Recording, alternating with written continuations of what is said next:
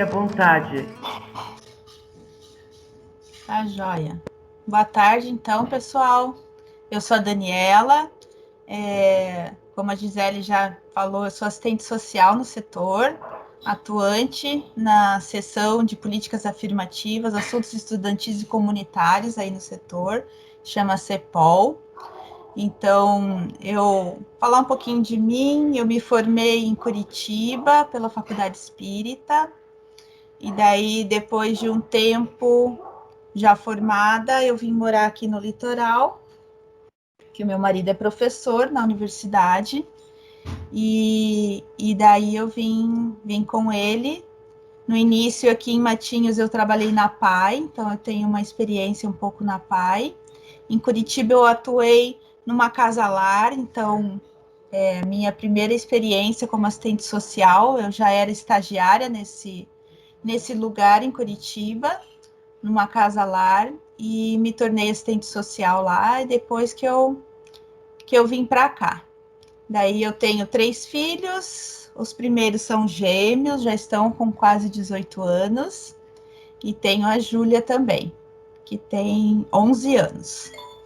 Então, vamos lá. Hoje, a proposta é trazer um pouco sobre a questão das políticas afirmativas, ou ações afirmativas, ou também, daí dentro da educação, é conhecida como políticas de cotas. Então, eu vou iniciar, vou projetar aqui, vamos ver se vai dar certo. Toda essa tecnologia aí que a gente está aprendendo, tudo meio junto com o que vai surgindo. Vamos ver se eu consigo. Antes de eu apresentar, eu vou abrir aqui.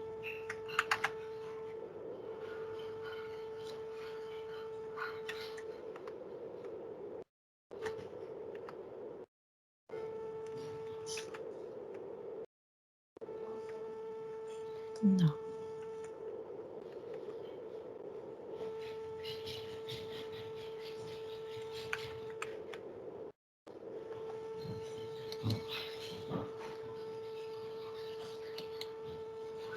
Estão vendo aí? Sim. Beleza. Agora acho que vai. Então, sobre as ações afirmativas e o acesso à educação superior. Esse foi um tema do meu mestrado aqui no litoral. Então, sobre as ações afirmativas, mais especificamente sobre o acesso à educação na nossa universidade, né, no nosso setor. Então, eu vou trazer um pouco da história, né, da questão, antes de falar de ação afirmativa, eu acho que eu tenho que resgatar um pouquinho sobre a questão da desigualdade educacional, né, e o processo histórico daí da educação superior. Então, é muito marcante, né, no Brasil, desde o descobrimento, a questão da desigualdade social. Então, ela é uma estrutura, ela é uma dimensão estruturante, né, da formação do Brasil, diretamente vinculada às heranças escravocratas e coloniais. Tradicionalmente, o sistema educacional brasileiro, nos diferentes níveis de ensino, ele é considerado excludente, pois vai refletir daí essas desigualdades, né, não só sociais, quanto econômicas, culturais e políticas. Então, lá em 1500, o que existiam eram as escolas jesuítas, né, que catequizavam daí os índios, escravos. Então, tem bastante forte essa herança escravocrata, ou palavrinha difícil, e colonial. Então, a monarquia lá em 1822, 1808, quando veio para o Brasil, então a monarquia constitucional implantada no início do século XIX, com a independência em 1822, não alterou em nada a ordem social, né? Então, as elites mantiveram-se dispostas a manter esse status quo e a defender a escravidão e a posse concentrada na terra, com a dominação patrimonialista, em que a elite colonial alimenta os mecanismos produtores e reprodutores da desigualdade e da injustiça social. Então, lá em 1822, com a chegada da família em 1808, em 1808, né, com a chegada da família, começaram a ser implantadas por Dom João VI as primeiras faculdades consideradas profissionalizantes e seculares. A partir da independência daí, em 1822, retoma-se o debate relacionado ao problema da instrução pública nacional. Então, as escolas jesuítas elas foram fechadas no Brasil e substituídas pelas aulas régias, chamadas, né, mantidas pela coroa. Porém, essas aulas não foram desenvolvidas totalmente por falta de recursos, conforme Saviani coloca, né? Os filhos das classes dominantes que estudavam em escolas reais já eram preparados para frequentar a universidade em Coimbra, então todos que conseguiam chegar na escola, a universidade, as faculdades, eles eram mandados para Portugal, né, em Coimbra. Então, havia dificuldade de se implantar as universidades no Brasil e era substituída ou compensada por um ensino profissionalizante. Então, aqui no Brasil, a escola, as faculdades tinham essa característica, né, de ser um ensino profissionalizante, um saber útil e aplicado. E até o início do século XX, o Brasil dispunha de cursos superiores de engenharia, medicina e direito. Daí, no final do século XIX, quando muitos dos países organizavam seus sistemas de ensino, o Brasil permaneceu atrasado. Então, todos os nossos colegas aí, vizinhos, né, do Brasil, os países vizinhos, eles já dispunham de universidades, enquanto o Brasil demorou um pouco para se ter universidade. O que, de fato, né, agravou ainda mais, criando esse déficit histórico no Brasil. Daí, de 1889 a 1930, no período da Primeira República, o Brasil, a ideia da universalização e democratização do ensino estava direcionada principalmente para os primeiros anos de ensino. Então, ainda era lenta a questão, né, de universidade. O Estado toma a educação como um mecanismo para a preparação da mão de obra da indústria. Então, muito próximo às questões da indústria, né? Esse caráter da universidade estar voltado a atender a indústria. E daí, então, só na década de 1920 que surge daí a primeira organização de ensino superior, criada por uma determinação do governo federal, que é a Universidade do Rio de Janeiro. E daí existe uma grande polêmica disso, eu não sei se alguns conhecem da história da nossa universidade, da UFPR, né? Porque a gente tem que ela surgiu em 1912 como universidade. Então, existe aí uma polêmica. Na verdade, na época, pelo menos o que eu li, pouco aparece a universidade nos estudos, né? A nossa universidade como sendo a primeira, porque existia uma questão de lei. E daí a do Rio de Janeiro é que legalmente foi instituída como a primeira universidade. Então, na década de 30, né, a partir do Manifesto dos Pioneiros da Educação, da Nova Educação, propõe daí alguma mudança na educação, reconhecendo como um direito individual e um dever do Estado. Então, se a gente observar aí, só na década de 30, né, que começa a se pensar a educação como um direito e como um dever do Estado. Até então, só a elite mesmo que frequentava. E daí tem algumas curiosidades, né, que eu cheguei a ler quando eu estava escrevendo. Se alguém quiser fazer alguma pergunta, sinta-se à vontade, viu? Eu não estou vendo vocês porque eu estou projetando a tela, mas se alguém quiser interromper e perguntar alguma coisinha, fica à vontade. Então, alguma das curiosidades é que a mulher, para poder estudar, ela tinha que ter autorização do pai ou do marido, né? E não podia também fazer o curso de medicina, por exemplo. Então, ela tinha que ter uma autorização de ser uma boa moça, inclusive, para poder para poder estudar numa faculdade. E daí eram direcionados geralmente os cursos de enfermagem e de professora, né? Então, se a gente pensar daí na questão, isso que eram as mulheres que tinham posses, né? Se a gente for pensar, então, na questão de raça, isso se agrava mais ainda, né?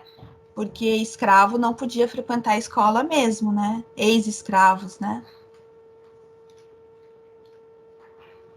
Então, voltando aí, na década de 30, então se problematiza a estrutura, né, de privilégio da escola, alguns, então só na década de 30 que vai se começar a se problematizar essa questão do privilégio, propondo que a educação deveria ser assegurada de forma pública, gratuita e obrigatória. Então, na década de 30, que começa a se discutir isso, né? Se ter um olhar para a educação pública, gratuita e obrigatória.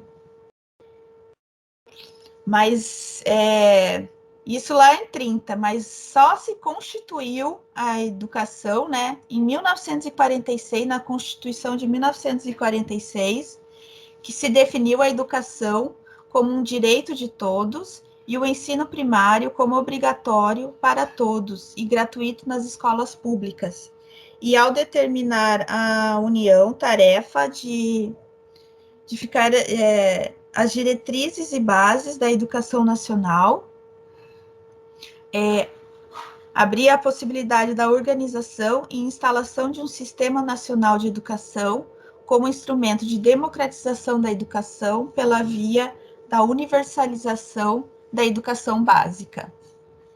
Então, aí temos uma caminhada que só com a Constituição de 46, é que se tem realmente a educação um direito.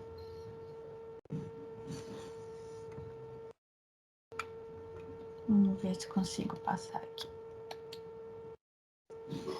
Então, de 64 a 84, esse período, né, é a fase conhecida como democracia doada. Pois, conforme Oliveira, né, a educação passou por um processo de forte desmobilização política, delineada por medidas e reformas que se adaptavam ao modelo econômico vigente, com uma visão tecnicista e empresarial da educação. Então, esse período se caracteriza, né, de estar nessa visão tecnicista e empresarial. Em relação à fase militar no Brasil, Germano vai enfatizar a escalada repressiva que foi desencadeada nesse período de ditadura e que influenciou diretamente a educação brasileira, né? Esse período ele deixa bastante profundas marcas para a sociedade como um todo, né? Pois houve um grande crescimento econômico, abertura para o capital externo e, paralelamente, um aumento abrupto das desigualdades sociais, daí entre ricos e pobres. Se avança de um lado, né, do crescimento, e de outro se agrava essas desigualdades. Então, se estava presente uma medida dualista, né, que se manifestava num tratamento desigual na política educacional, e uma forma de distanciar a chegada ao ensino superior, principalmente as camadas mais pobres. Então, no final da década de 70 e a década de 80 é a fase que vão chamar de democratização relativa. É um período marcado por intensas mobilizações populares e a luta por eleições diretas. Com relação daí ao acesso à educação superior, na década de 80, as produções teóricas passaram a denunciar cada vez mais esse caráter seletivo e discriminatório, né? E as universidades também buscavam daí essa autonomia para propor seus próprios modelos de seleção, né?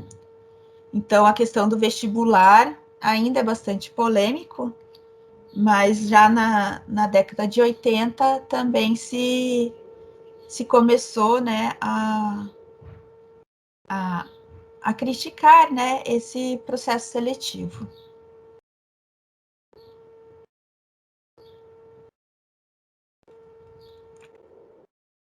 Então, a Constituição, né, de 1988 é muito significativo esse marco, né, da Constituição,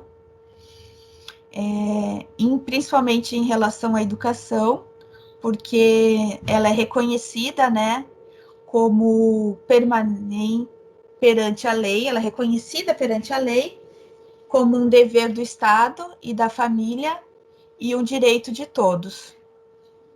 Numa concepção democrática de sociedade, em que o Estado é invocado daí a prover esse bem, tanto na garantia de igualdades, quanto na redução das desigualdades. A Constituição de 88, então, ela garantiu a autonomia universitária também, e as universidades, a partir da década de 90, passaram a realizar seus próprios vestibulares. Porque se a gente for olhar a história dos vestibulares, então, assim, ele sempre foi uma indicação, né? As pessoas eram indicadas, deram provas diversificadas, bastante manipulada pela elite no sentido de garantir ali que o filho da pessoa tal entrasse. Hoje, claro que existe uma grande polêmica ainda sobre a questão do vestibular, né?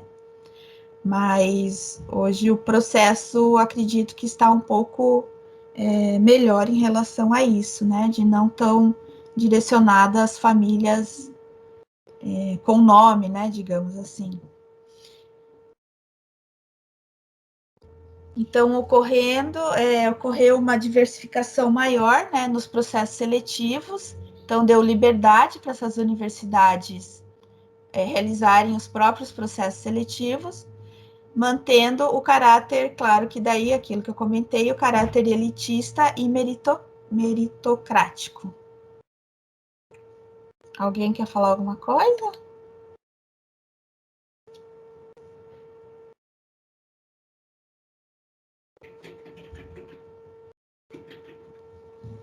Então, a partir da década de 90, o sentido que veio a ter a teoria, apareceu daí a questão da teoria do capital humano, que é uma lógica de um status de empregabilidade, da competitividade, e a educação passa a ser um meio para acessar esse fim, e não um fim coletivo, mas um meio individual de cada um buscar as competências necessárias para a sua inserção e na via de competir no mercado de trabalho, né? Então é muito marcante a questão da teoria do capital humano, na década de 90, em que se aparece também o neoliberalismo, né, com mais força.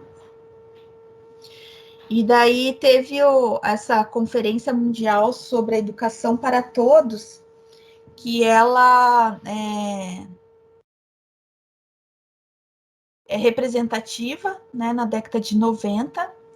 Ela é realizada em Jontai, não sei pronunciar, na Tailândia, em 1990, em que esteve presentes o Banco Mundial, o Programa das Nações Unidas para o Desenvolvimento, o Fundo das Nações Unidas para a Infância e a Organização das Nações Unidas e a Ciência e Cultura da Unesco. Então, ela participou a Unicef e a Unesco.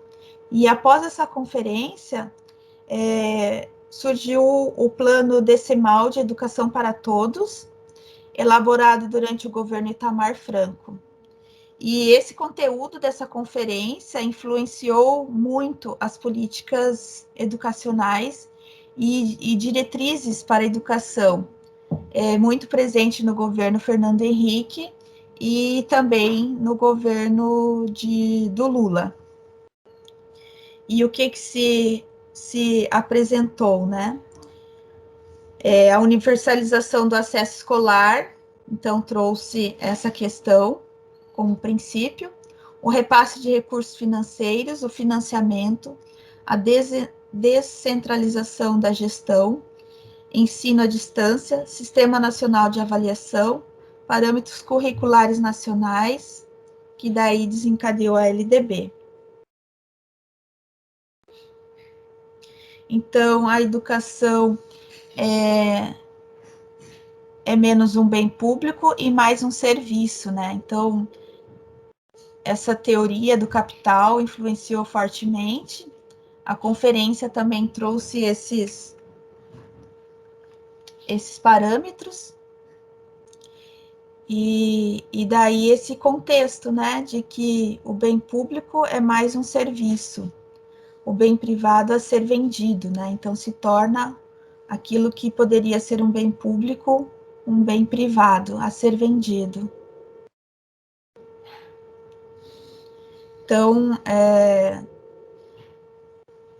nesse contexto, é apresentada a sociedade da aprendizagem, né, entre aspas, em que a educação ela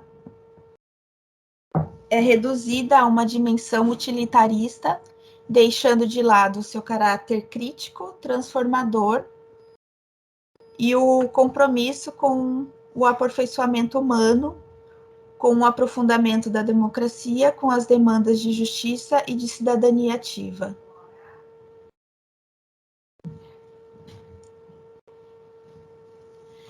Então, se entende a educação brasileira à luz da influência desses órgãos internacionais e uma perspectiva dualista da escola pública, caracterizada como uma escola do conhecimento para os ricos e do acolhimento social para os pobres.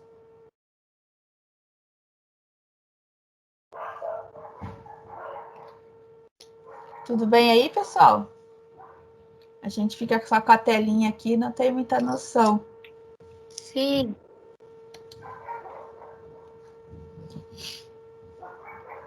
Então, nos governos de Lula e Dilma, acho que eu estou indo muito rápido ou não? Então, daí nas últimas décadas, e mais especificamente nos governos de Lula e de Dilma, né, tornou-se necessário o debate, né, para a implantação de políticas sociais mais efetivas, tendo vista um cenário marcado por profundas desigualdades sociais e educacionais. E é nesses cenários, então, que as ações afirmativas, elas aparecem, né, com mais força, de acesso ao ensino superior, emergem no sentido de abranger os grupos historicamente marginalizados, e daí o governo caracteriza-se por um projeto neoliberal desenvolvimentista, dando continuidade à hegemonia liberal. Então, é nesse cenário, né, de grandes lutas ali, que já iniciam na década de 80, que surgem as políticas afirmativas ou ações afirmativas, e aqui no caso, né, que eu vou estar comentando, do acesso ao ensino superior, que vai daí abranger esses grupos que historicamente sempre estiveram excluídos. Alguém quer colocar alguma coisa em relação a essa primeira parte? Que daí agora nós vamos entrar nas questões das ações afirmativas.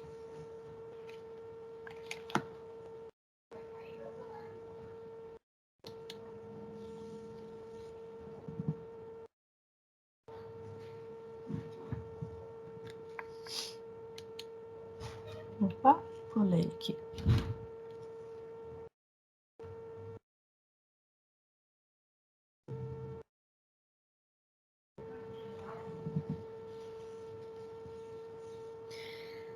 Então, as ações afirmativas conceitua-se como um conjunto de ações e orientações do governo para proteger minorias e grupos que tenham sido discriminados no passado. As ações afirmativas têm por objetivo fazer realidade o princípio da igualdade de oportunidade e prevenir a ocorrência de discriminação. Alguém quer colocar alguma coisa sobre isso?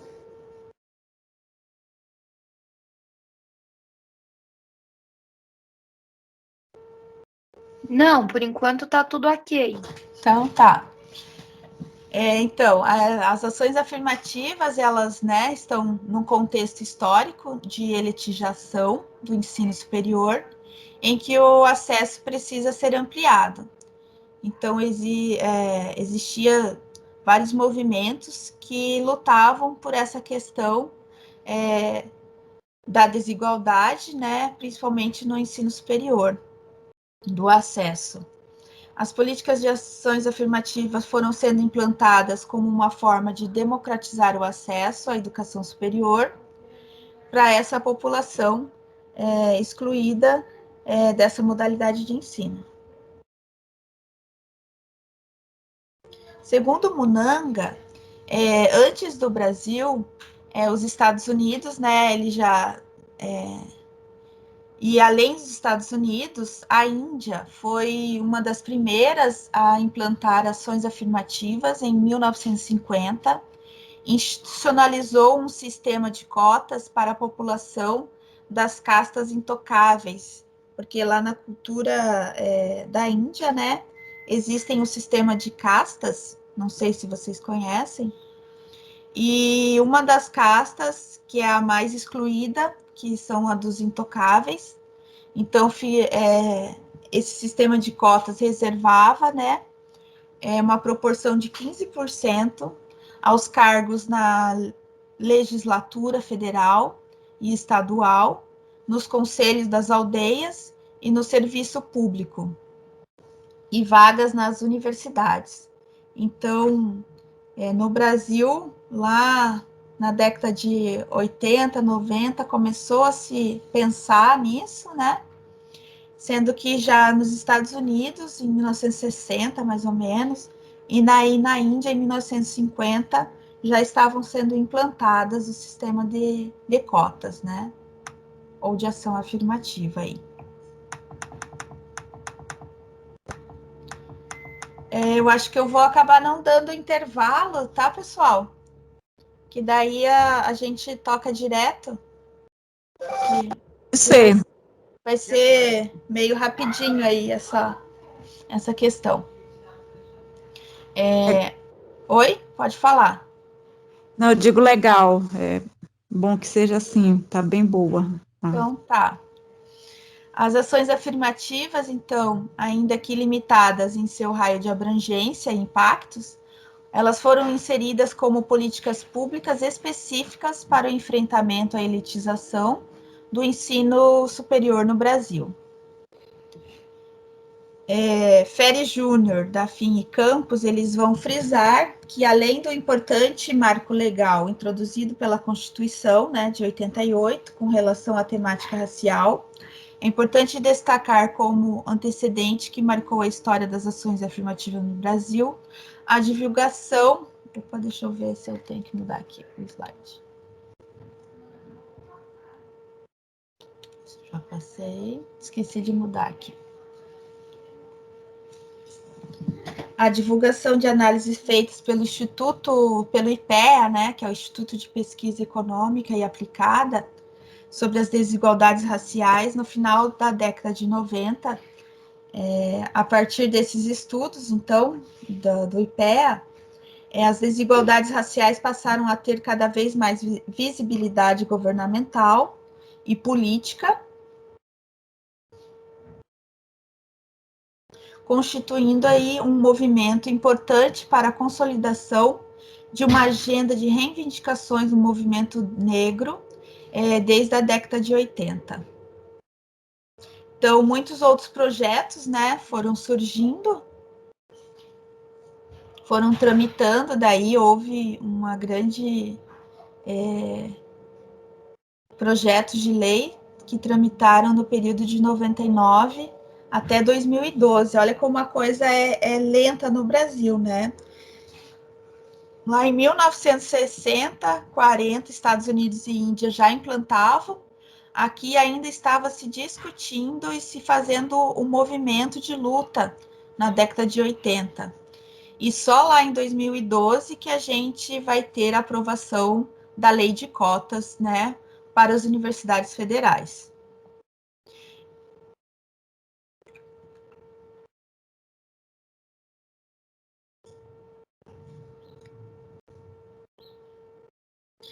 Então, no ano de 2001, né, na década, o marco fundamental para o país adotar as políticas de ações afirmativas foi a Conferência Mundial de Combate ao Racismo, Discriminação Racial, Xenofobia e Intolerância, realizada em Durban, na África do Sul.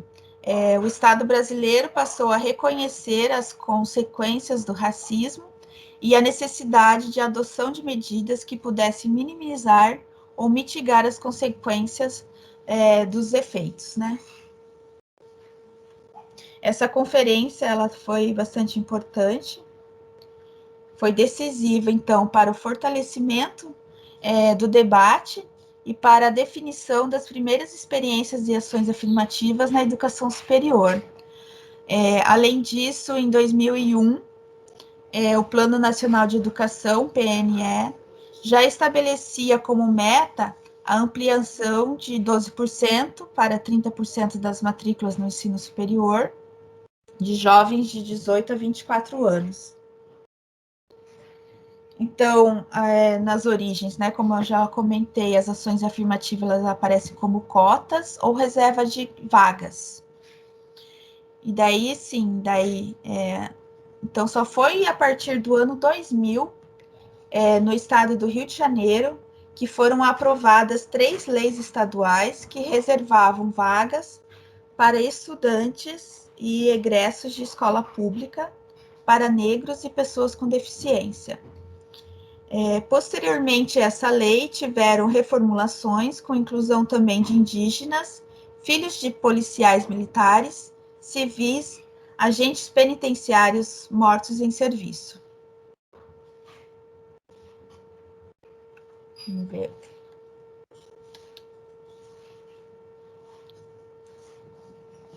A Universidade, então, do Estado do Rio de Janeiro foi a primeira universidade pública a adotar as ações afirmativas de caráter social e racial, destinadas a estudantes egressos da escola pública, negros e pessoas com deficiências. E ocorreu em 2003.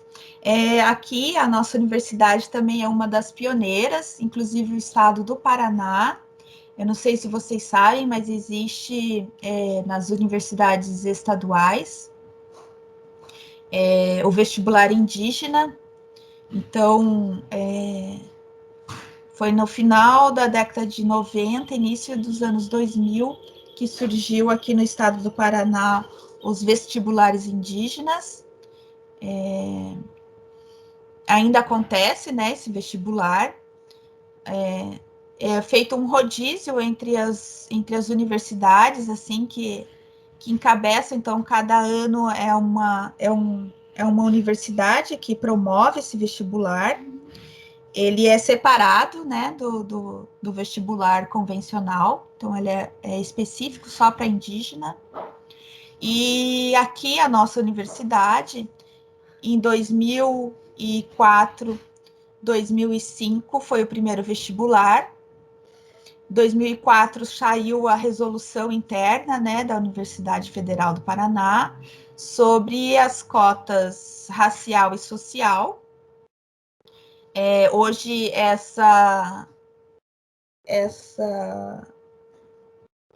essas cotas elas estão todas somente conforme a lei, né, de 2012, mas antes, então, da lei de 2012, existia daí a reserva de vagas para estudante de escola pública e estudante étnico-racial dentro da nossa universidade. Então, dentro da universidade, a reserva de vagas para estudante indígena também, que é uma para cada curso, e a de pessoa com deficiência a partir de 2008, que também continua vigente, além da lei de cotas, né? Que é uma vaga em cada curso para pessoa com deficiência. Então, essa vaga para pessoa com deficiência, eu digo que a universidade continua inovando, né? Porque a lei, ela vai trazer a vaga para pessoa com deficiência, mas vinculada à escola pública.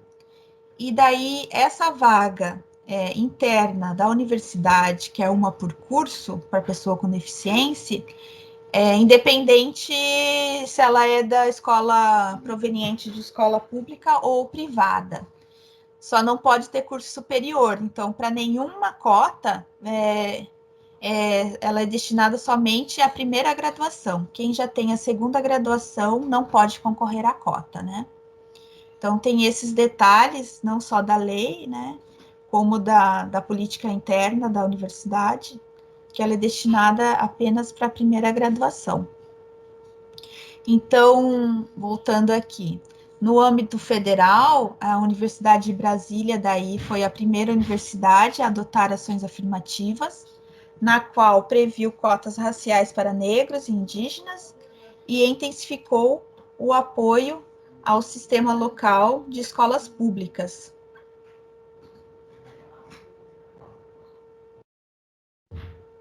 Então, o caso pioneiro da UNB, dentre as universidades federais, foi um processo que se expandiu gradativamente para as demais regiões do país, culminando, então, com a aprovação da Lei 12.711, de 2012. Eu não sei se já todos conhecem essa lei, então ela é de 2012. As cotas passaram a vigorar em 2004 no vestibular, no segundo vestibular. Não, aqui acho que...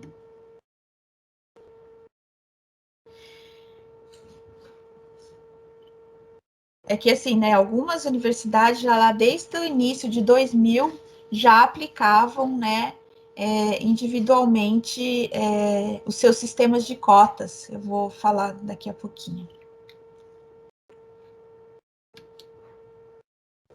Então, gente, olha, só depois de 13 anos de tramitação no Congresso Nacional, decidiu-se pela constitucionalidade das cotas e do ProUni. Então, assim, foram uma série de projetos de leis sendo debatidos, né, e às vezes até interrompidos, e daí só em 2012 que se efetivou como lei e como constitucional essa lei de cotas, né? Então, as ações afirmativas, elas se faziam presentes em mais de 70% das instituições de ensino superior pública no país, e a maioria dessas universidades foi operando com as legislações próprias, que é o caso da nossa universidade, né, que desde 2004 já tinha o sistema de cotas, e com essas resoluções universitárias e leis estaduais. Então, a nível de estado, algumas universidades já faziam sistemas de cotas e internamente essas universidades já tinham as próprias resoluções e legislações.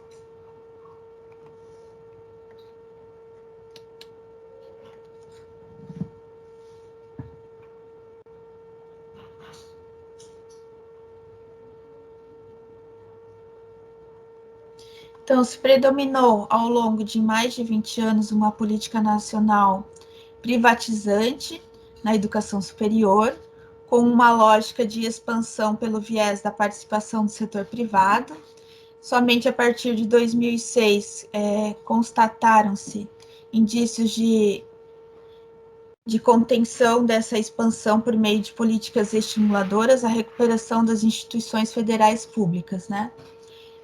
O projeto de lei, que culminou com a lei de cotas, destacam-se a importância das primeiras experiências nas universidades com adoção e o papel dos movimentos sociais, principalmente o movimento negro, para que as políticas pudessem, de fato, democratizar as condições para o acesso e a permanência na educação.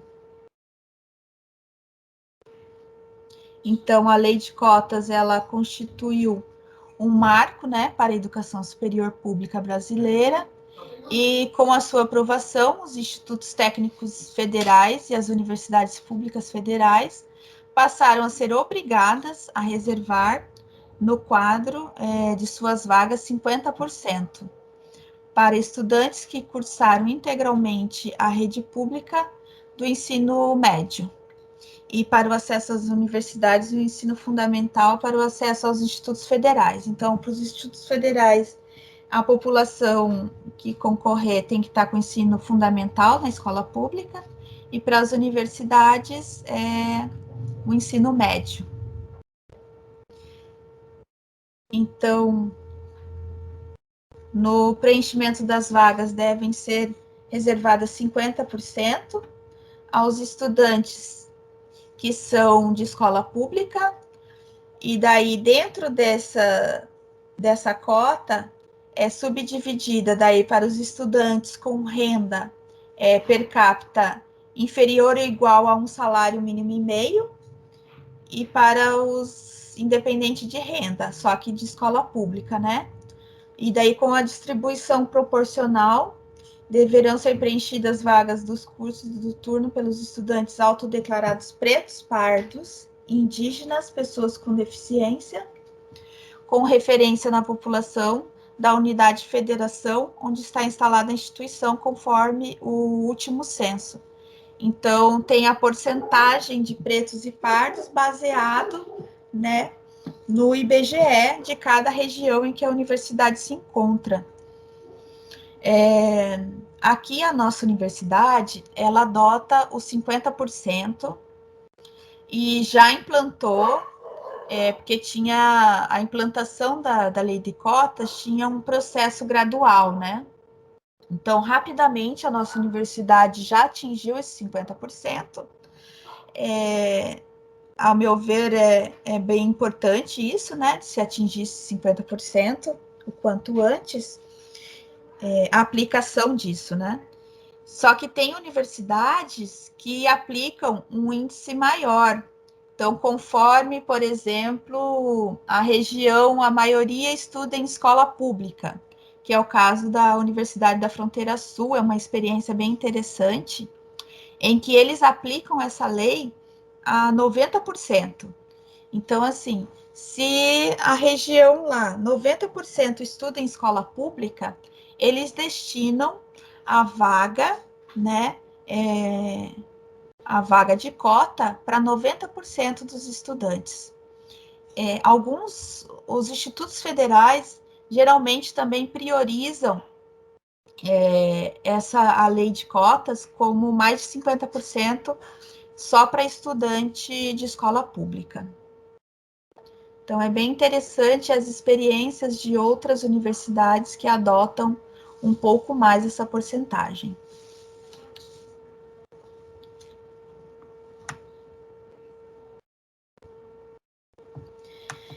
Então, dentre todas essas políticas, existem outras políticas também que vão ao encontro a essa democratização, né? A tentativa de minimizar essas desigualdades da educação, e daí existem esses outros programas, né? Que vão ao encontro a isso, que é o programa ProUni, Programa de Universidade para Todos.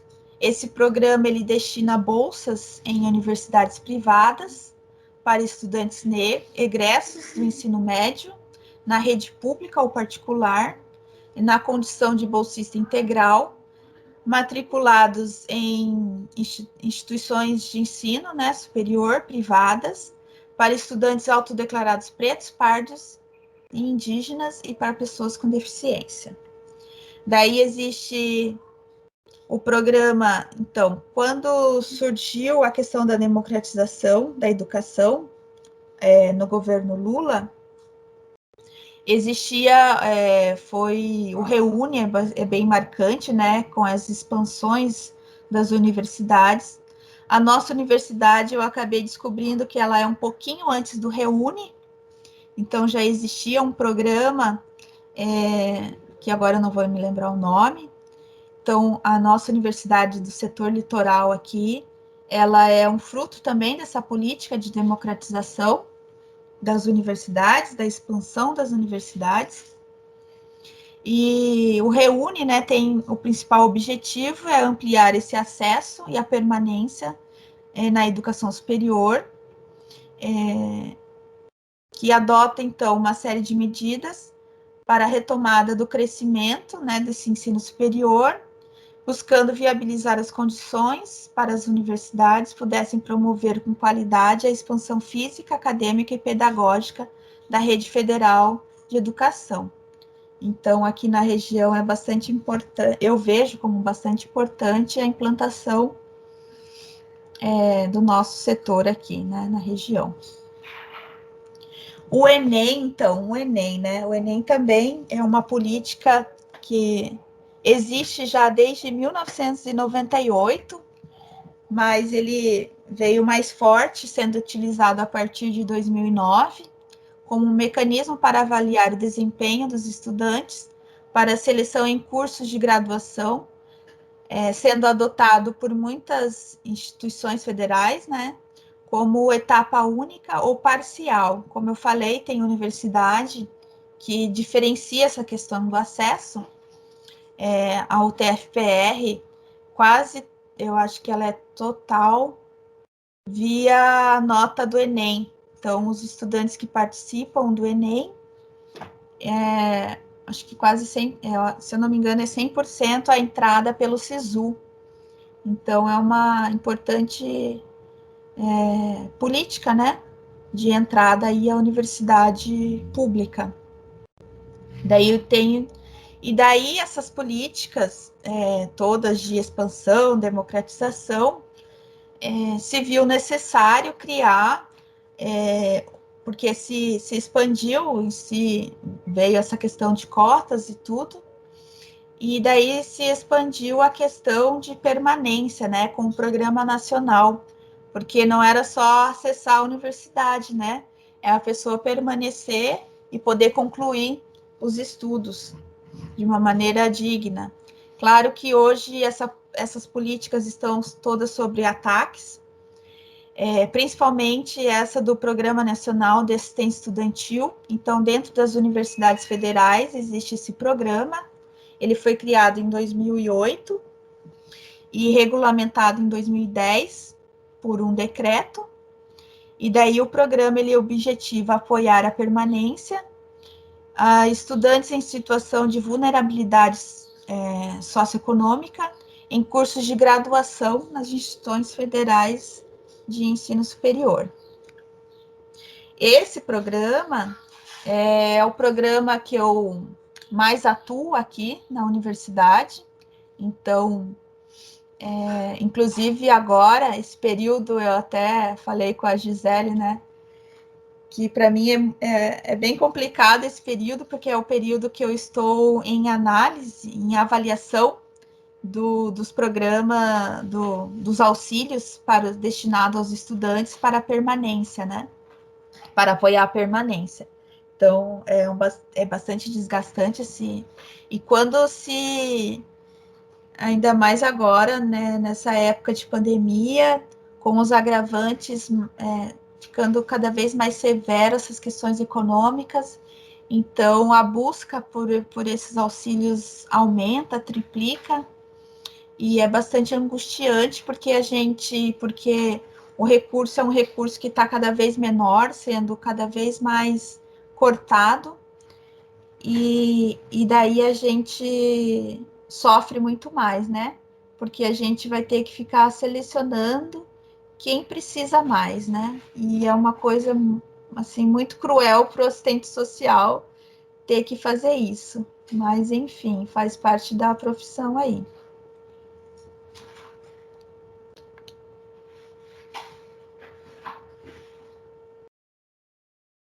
Ah, eu tinha invertido aqui o texto.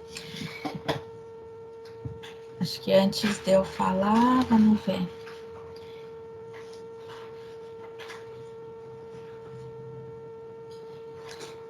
Então, essas políticas, né? Falando um pouco dessas políticas, por aí a gente vê o quanto elas são significativas, né? Então, trata-se de um marco histórico, enfim, pois reflete esse compromisso do Estado com os segmentos historicamente excluídos nesse importante lugar social que é a universidade pública. Então, e que vem sofrendo fortes ataques aí, né? A universidade pública, para mim, ela é quase que um direito humano, né? Para mim, teria que ser um direito, assim, porque o direito ele está na Constituição e na LDB para o ensino, a garantia desse direito para o ensino fundamental, né? E não para as universidades. Então, para mim, teria que também se tornar um direito legal a questão da garantia de todo mundo teria que, obrigatoriamente, para mim, pelo menos, ter que estar na universidade.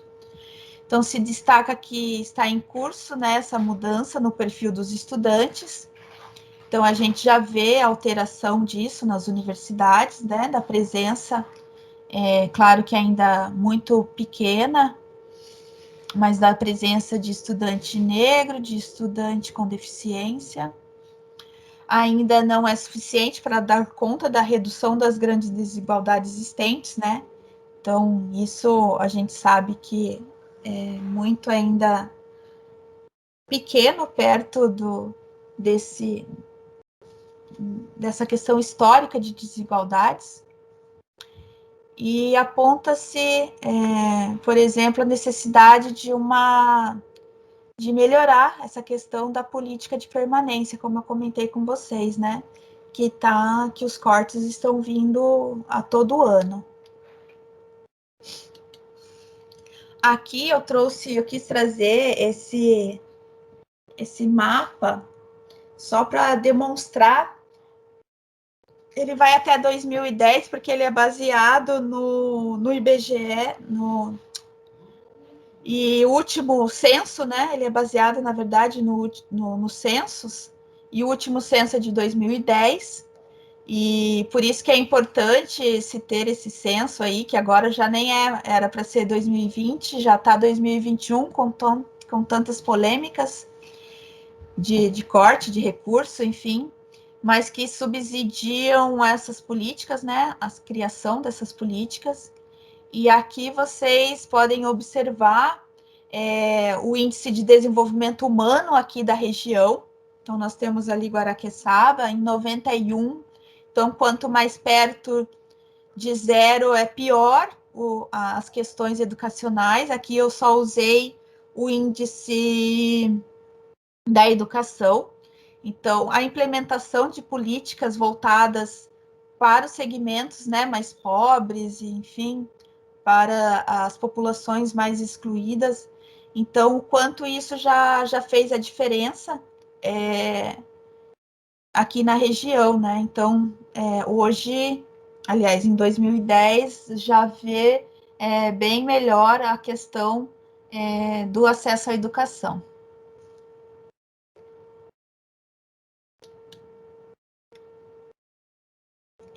E aqui eu quis trazer um pouquinho da realidade daí, então, nossa.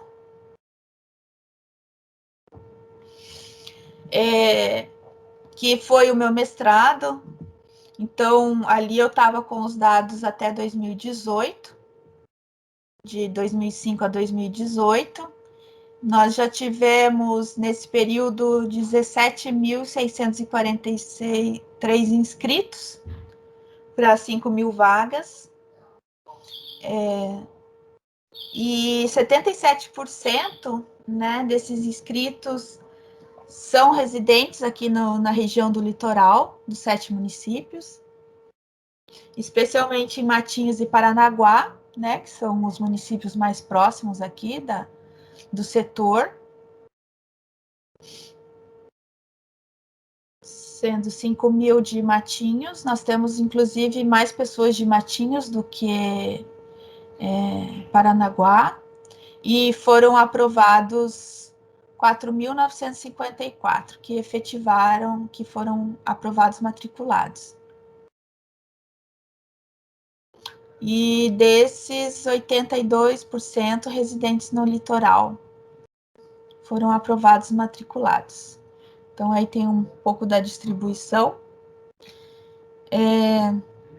Aqui, essa separação dos vestibulares com a questão da... Porque nosso vestibular era no meio do ano, né? Depois passou a ser junto com o de Curitiba, então era um vestibular separado.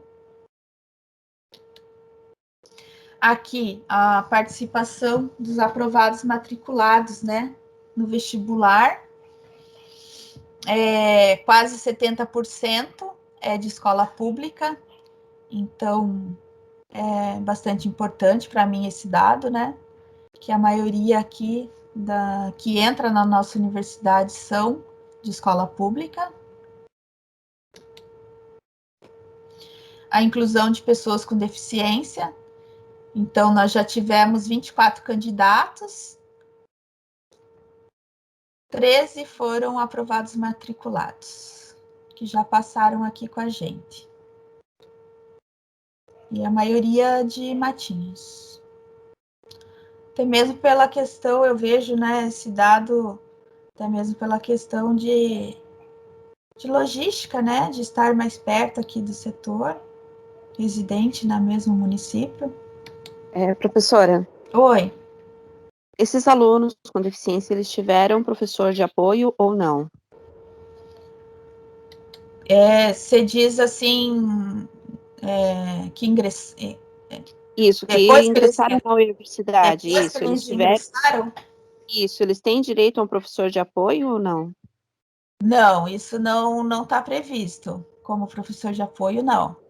Porque a legislação, entendi, ela atende mais ao ensino fundamental, né? Assim, a nossa luta interna aqui dos profissionais é que ele tenha, mas isso é bastante polêmico nas universidades. O recurso ele não vem para essas questões, inclusive a contratação, né, de professores, porque tem que ser um professor contratado para atuar. Então, a questão daí da permanência desses estudantes, daí é um outro capítulo que precisaria muitos estudos nisso, né? Porque eu vivencio ali no dia a dia. É bastante difícil o dia a dia da pessoa com deficiência nas universidades. E isso é geralzão, né? É bem complicado. Professora, Adriana Barros, uma pergunta, na verdade. Esse professor de apoio, ele só é negado por conta da lei ou porque ainda existe um certo conservadorismo, um certo preconceito de que o aluno chegou até aí porque ele tem a capacidade, então ele não necessita desse apoio? Olha, eu não estou assim com a lei em mente, né? Mas assim, existe a questão da lei que não traz o AE, por exemplo, para a questão de ensino superior, apesar da gente bater nessa tecla que sim, mas o conservadorismo é muito presente mesmo. e é grande resistente essa questão do AEE no ensino superior, sabe? E daí não tem nem contratação. O MEC, por exemplo, nem disponibiliza a contratação, a oferta de concurso público para o AE, por exemplo, né? Então, as universidades meio que, mesmo que ela planeje isso, ela fica meio que amarrada, né? Com essas questões que surgem, dessas Tá, ok. incompatibilidades. Então, existe sim o conservadorismo, né? De não assim, aceitar o AEE para o ensino superior, e a questão da legislação, do investimento para que isso ocorra, né? Então, é uma grande luta ainda que a gente faz para que exista o AEE no ensino superior. Tá, ok, então, obrigada, tá? Tá, joia. E Professor, aqui... Oi? Pode perguntar. então, só mais uma pergunta. Nós temos aqui um banco de dados na universidade que nos traga um número real de quantas pessoas com deficiência residem na cidade de Matinhos? Olha, eu sei que, se eu não me engano, o site do IBGE é que a gente tem que ter um certo domínio, né, para lidar com esses sites. Mas, assim, existem alguns filtros no site do IBGE que vão te trazer a população, às vezes até o núcleo regional, né? Uhum. Dá uma pesquisada no Google, assim, núcleo Tá. regional do Paraná, e de repente ali tem banco de dados que vai trazer essa população de matinho nas escolas. Legal. Tá Tá bom, bom? obrigada.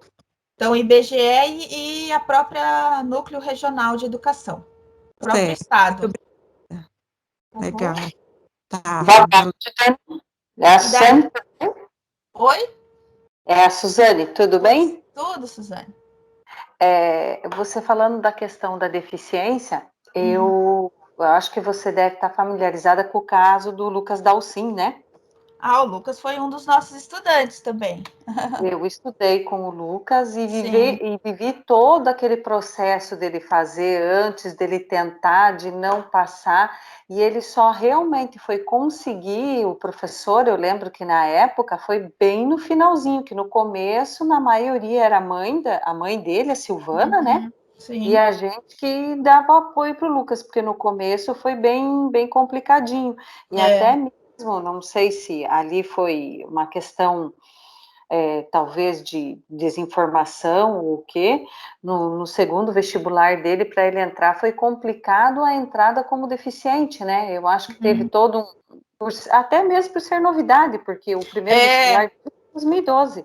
Sim, e a legislação também, né? É porque a questão da deficiência dele era o autismo. Sim. E daí é recente essa legislação, né? Como deficiência. Então sempre existem essas questões que barram, né? Ou pela legislação, ou pelo não entendimento das famílias também. Então, isso às vezes é sempre muito complicado nesse sentido, né? Porque muitas vezes, Aí não tem principalmente, o laudo, né? E daí tem que ter é, um laudo atualizado. E daí, geralmente, as famílias, esse aí que vem todas essas barreiras, né? Que a legislação traz, enfim, que esses editais trazem, que é essas barreiras que a pessoa tem que estar com laudo atual, sendo que a deficiência lá foi identificada na infância, e daí a pessoa não vai ficar todo ano pedindo atualização do laudo, né? E daí só principalmente a deficiência que não tem alteração, no é uma caso dele, deficiência né? permanente, né? Bem isso. Então tem Então, tudo você isso. E daí, tem assim, toda né? essa... Dentro, inclusive, da legislação, dentro da universidade, então, a pessoa que concorre pela cota, ela tem que passar depois pela banca de verificação. As pessoas pretas, né, pretas e pardas vão passar por essa banca para se verificar a situação, na condição, né, de pessoa na situação na condição de preto e pardo, e as pessoas com deficiência também. Então, porque, por incrível que pareça, existe muita fraude, e às vezes quer acessar porque acha que é mais fácil. Então, infelizmente, essas bancas, né, essa questão de verificação é necessária. E para a gente que vivenciou isso, pelo menos o que eu senti muitas vezes, quem realmente tem a deficiência tenta não se utilizar disso, às vezes por vergonha ou querer mostrar que tem condições, e quem tem um resquício que é para tentar, como diz você, para fraude. Porque eu já vi várias pessoas que a gente sabe que têm deficiências, que poderiam ter concorrido pela cota e não a fazem. E o que eu sinto por ter vivido junto, muitas vezes, é até por uma questão de autoafirmação. Não, eu consigo, eu vou. Isso seria uma coisa que a universidade poderia até verificar, se existe a necessidade, e eu já vi que tem muito do acolhimento, que essas pessoas com essas necessidades especiais, elas passam num vestibular sem ser de cotas, mas o acolhimento dela, porque elas precisam de uma educação diferenciada. Elas não vão dar conta igual aos outros, porque é um ritmo totalmente diferenciado, né? E que, às vezes, a legislação barra a universidade para fazer alguma coisa porque ele não entrou por uma cota. Também. Às vezes tem todas essas questões, né? Que a gente vivencia isso. É uma luta diária, né? Para a gente alterar essas coisas que não dão certo, porque legislação interna da universidade ela pode ser alterada. É claro que não é um processo que se altera do dia para a noite, né? Porque depende do movimento, depende da aprovação de um trâmite burocrático muito grande. Então, existem todas essas questões, né?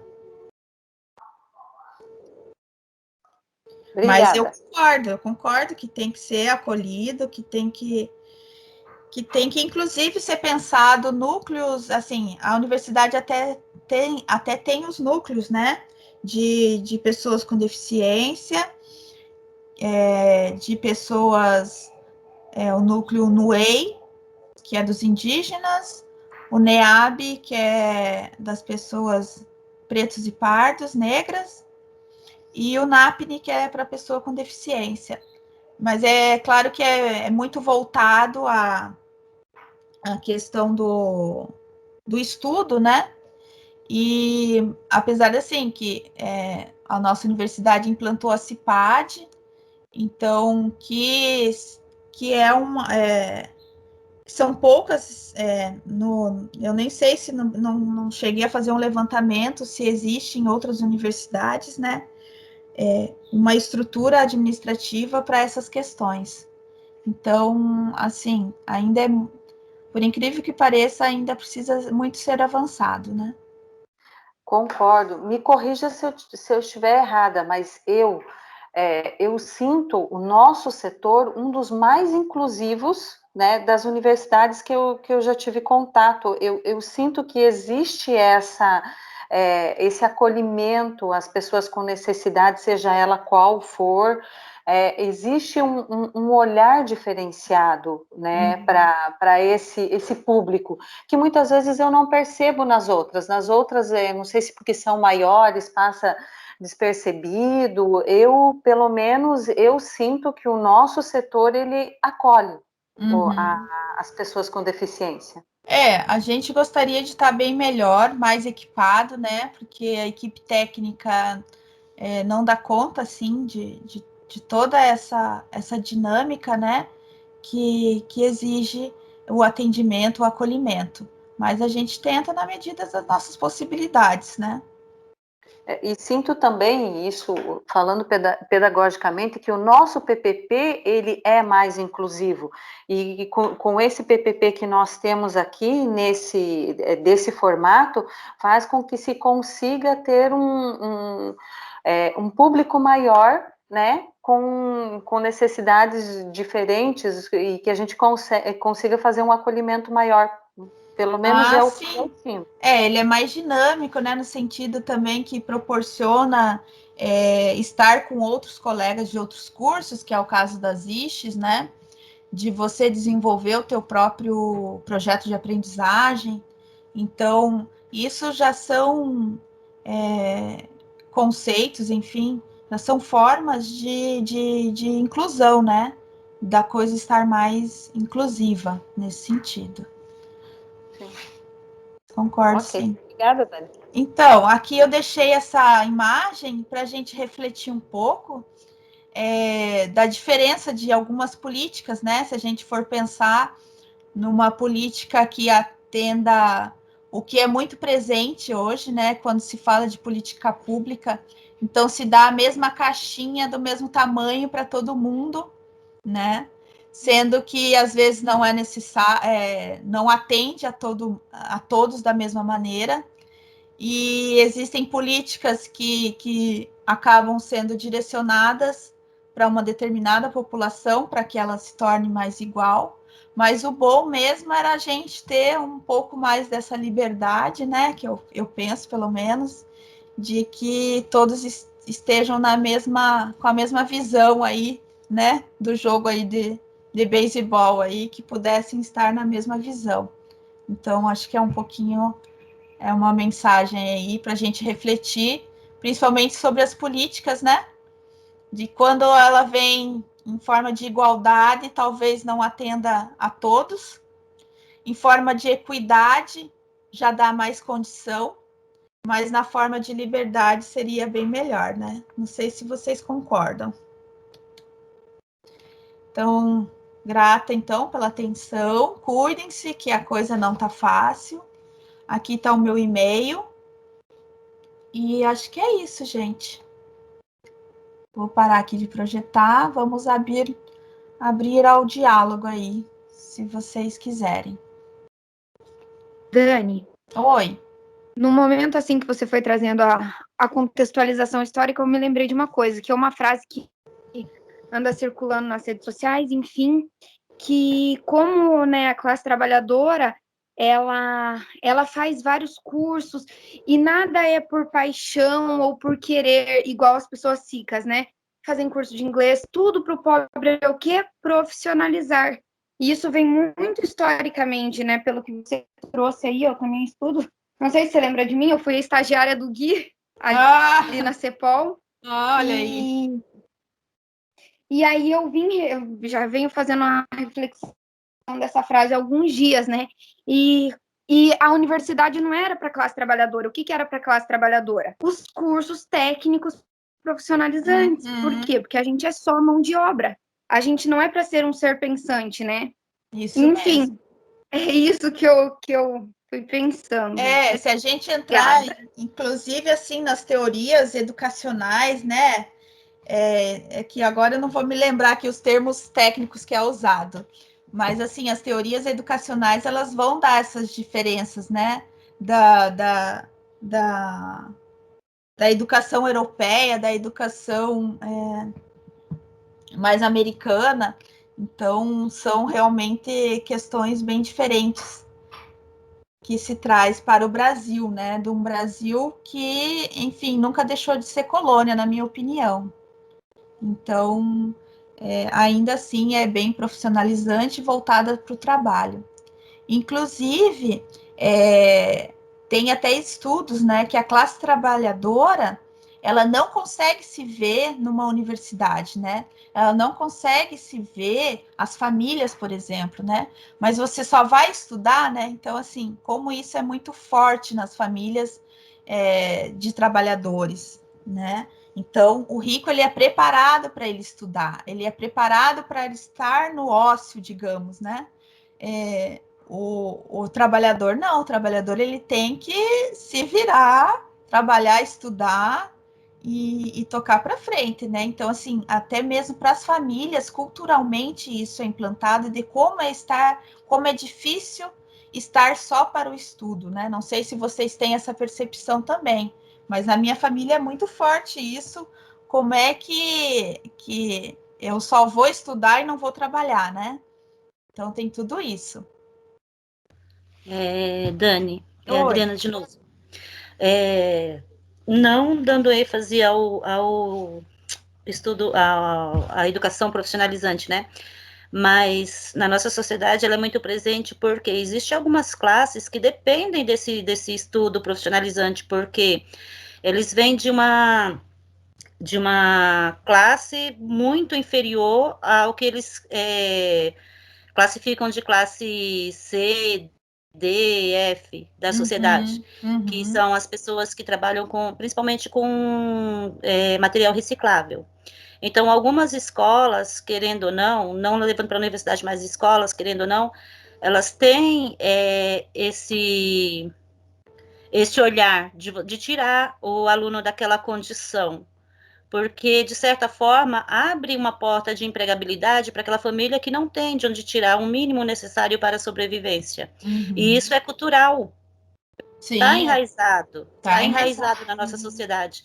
Então, de certa forma, também essa escola profissionalizante, ela tem uma importância significativa na mudança desses alunos, porque o que a educação precisa, de fato, é que além de profissionalizar essas pessoas, não como mão de obra barata para o mercado, mas fazerem eles seres políticos, pensantes, críticos de sua realidade. Eu vejo assim, porque é o que eu quero falar no meu TCC, que é sobre a escola profissionalizante, que para a minha realidade, para a localidade onde eu moro, é um diferencial para esses alunos, porque a gente vê muito aluno que a família só tem como renda a Bolsa Família, o Bolsa Família, ou a coleta do material reciclável. Mas eu claro acho que assim, isso deveria mudar. eu acho que isso é fundamental, mas como uma questão de escolha, né? Não como apenas uma questão de opção, seria a única opção. Então, assim, mesmo a pessoa lá que é de família do reciclável, por que ela não consegue visualizar um curso de medicina, ser médico, por exemplo?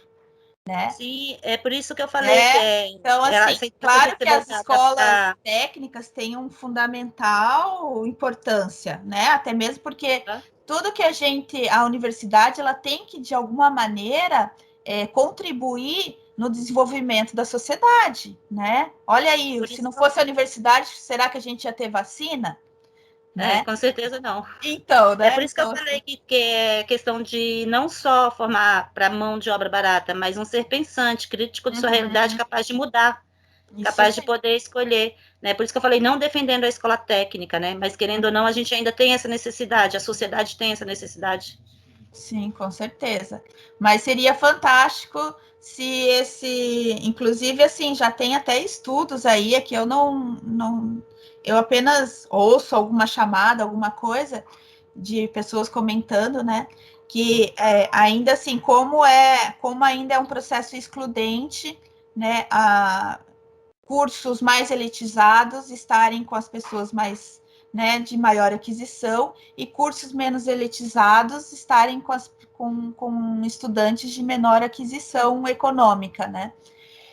Verdade. E assim, e como também tem estudos que diferenciam, né, um médico numa unidade básica de saúde vir de uma comunidade que economicamente é mais pobre, como isso faz diferença nas unidades básicas, né? Que o atendimento é bem diferente, né? Daquele estudante que nunca teve esse contato com a comunidade mais pobre.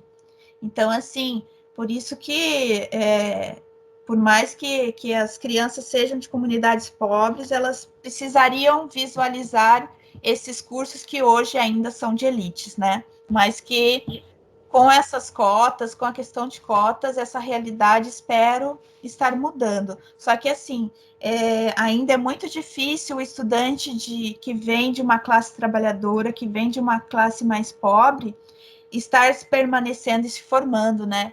Então, é isso que a gente tem que estar também, não é só o acesso, né? Mas é a permanência e a condição dele poder se formar. Até no curso técnico mesmo, a gente vê que existe o abandono, né, dos alunos referente ao curso técnico que eles estão fazendo justamente por isso, por não terem essa condicionalidade de continuarem no curso. É isso aí.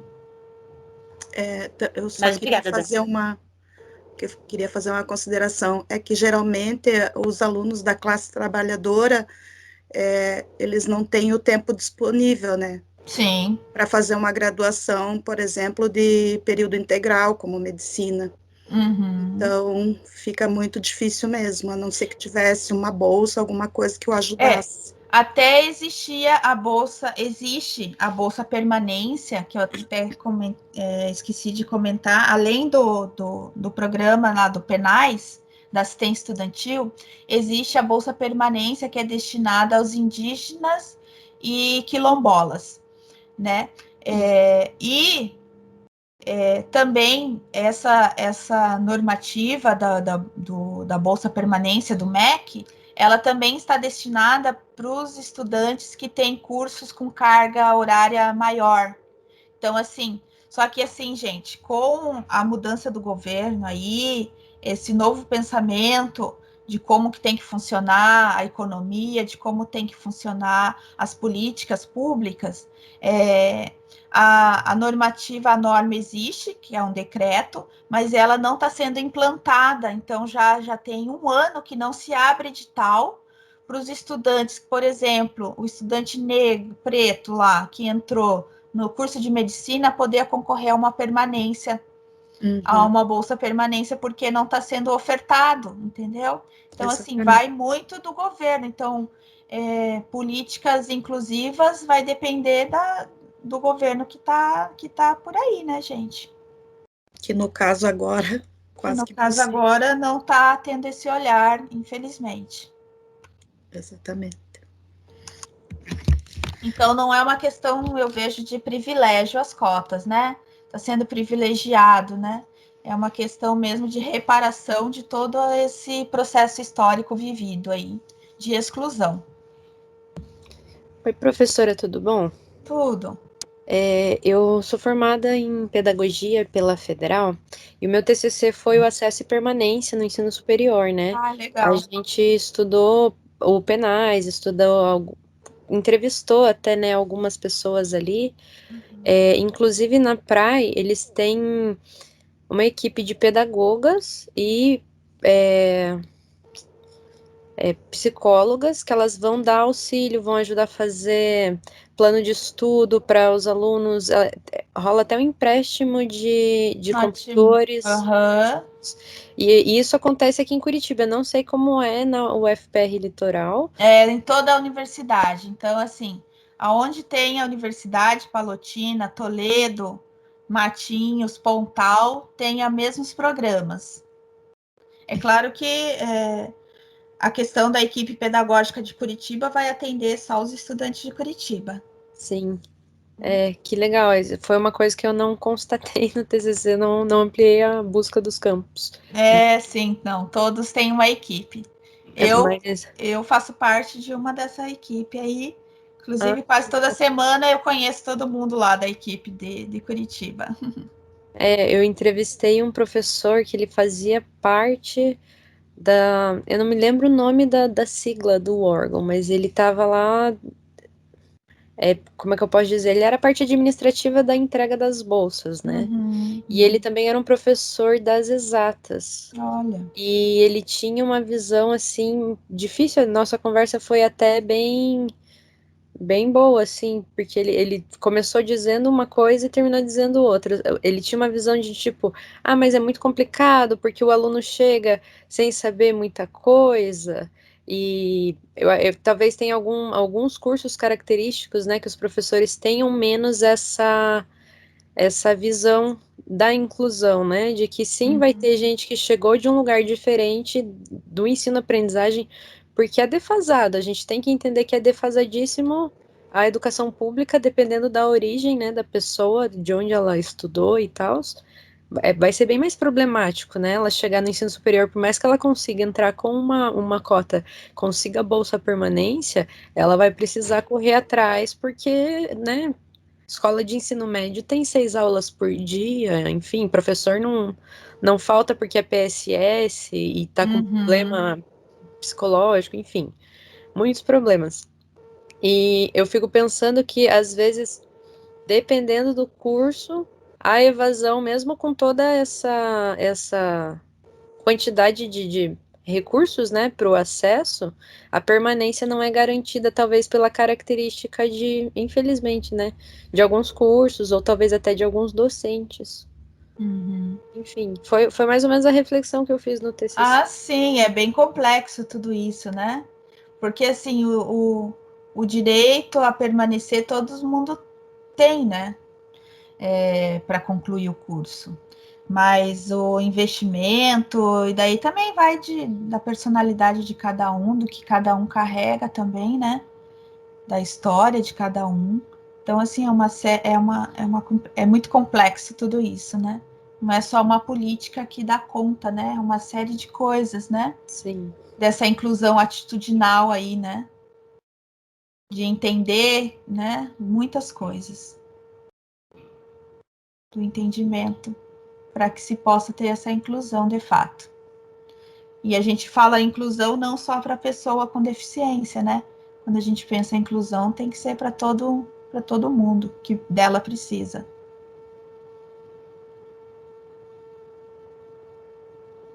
Acho que é isso, pessoal. Mais alguma questão? Todo mundo fechou os microfones. Querem avisar a Gisele? Se alguém puder avisar ela. Eu queria ter trazido um filmezinho, mas não consegui baixar, não deu certo. Dani, você poderia falar só um pouquinho do retrocesso que houve agora com esse desgoverno que a gente tem, por gentileza? Olha, os cortes nas universidades estão sendo, né, em torno de 20% do orçamento. Para assistência estudantil também está muito grande esses cortes. Então, assim, financeiramente, as universidades estão muito difícil, né?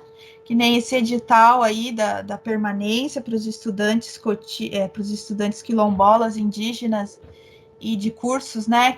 Como medicina, que é integral.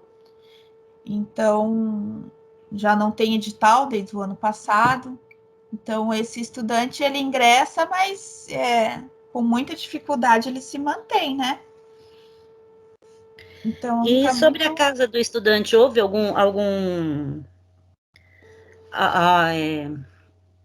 houve alguma coisa, algum tipo de corte voltado para a casa do estudante? Bem, aqui no litoral a gente não dispõe de casa do estudante, né? As casas do estudante, elas já sofreram, assim, bastante modificações, né? Em termos de financiamento por parte do governo, por parte das universidades. Então, hoje se predomina a questão do repasse de auxílio, né? Para esses custos com moradia, que está previsto, inclusive, nesse penais que a gente chama, né? De assistência estudantil. Então, a moradia vai depender de cada universidade, dos movimentos estudantis, né? Então, é bastante, assim, diferente de uma universidade para outra e de um lugar para o outro. Então, aonde tem ainda aonde tem lugares que ainda tem essa universidade, essa casa estudantil, né? Mas não são todas as universidades. Hoje já está bem terceirizado essa questão da moradia estudantil. Já não está mais sobre o domínio das universidades. Tá bom, então, obrigada. De nada. Mais alguém? Oi, Gisele, a gente acabou tocando direto. Tá. Vai terminar um pouquinho mais cedo. Tá bom, porque daí já até cumpre o que está sendo dito para não estender muito, né? Que é bem cansativo, né? Ficar sentada muito tempo. Tá bom, então. Eu queria só dar um recado para todos de que a semana que vem vocês já devem estar sabendo, né? Nós vamos ter a aula de artes, a aula complementar, a aula final, né? Com as fotografias que foram produzidas e depois teremos uma live, tá? Então, compareçam. Estou até emocionada com as fotos que que eu vejo lá no grupo, tá tudo muito lindo, né? É assim, o ano que vem eu resolvi que eu vou fazer esse módulo, para aprender a tirar as fotos como vocês, de tão lindo que ficou. Então, nós nos encontramos a semana que vem e desejo a todos uma boa semana, salvo alguém mais gostaria de falar alguma coisa? Tem alguma dúvida? Não, para mim, Então, ok. bom final de sábado, pessoal. Tenham um tempinho bom aí para descansarem e até a próxima semana, tá bom? Obrigado aí, Obrigada, pessoal. você também. Espero que tenham Obrigada. gostado. Obrigada, Tchau, Dani. professora. Vamos sim, foi muito boa sua aula. Tchau, obrigada. Obrigada, boa tarde. Tá joia. Boa Até tarde, a próxima, gente. Dani. Muito obrigada, viu? Até. Obrigada pelo convite. Tchau, Imagina. gente. Tchau, obrigada, prof.